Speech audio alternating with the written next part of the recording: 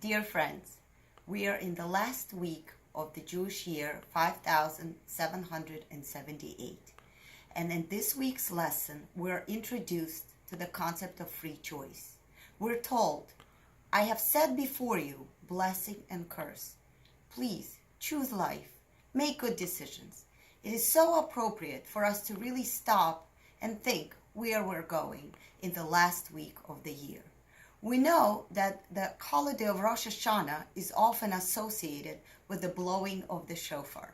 Shofar is a primal scream of our soul. This is the holiday when we peel away all the layers, when we get to the essence of who we are. And so we scream like a baby to our Creator. There are no words that can express how connected we truly feel. And we blow the shofar to remind us of this primal scream. It is interesting to know that during this time, we're all judged. And we know that God judges us favorably. But we're given 10 days of repentance before the holiday of Yom Kippur, where every Monday is represented by a Monday that stands before the holiday of Rosh Hashanah and Yom Kippur. And that is the same for every other day. Every Tuesday represents every Tuesday of the year. This is the time of contemplation. This is the time to look inside, to really think where we are in our lives. We're taught that we have a potential. Every single person is brought into this world with an opportunity to do something unique. Every one of us writes a letter in a communal scroll of Torah, and every one of us has to fulfill his or her mission.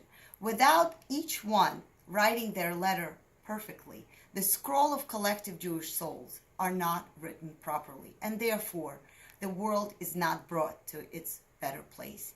It is very important for us to use this time wisely, to really think what our gifts are, what we want to accomplish. And I'd like to finish with a beautiful story about an elderly gentleman who visited his wife at a nursing home every day at 10 o'clock. And once he had a therapist visiting him, and the therapist was running late. And so the gentleman said, I have to leave because my wife is expecting me at 10:30. So the therapist asked, would she be very upset if you're late? And he said, absolutely not, because she doesn't even know who I am. She has Alzheimer's and she forgot me. And so the therapist was very surprised and asked, well, if she doesn't know who you are, why are you in such a rush? And he answered very wisely, because if I don't go at 10:30, I don't know who I am. It is very important for me to know who I am.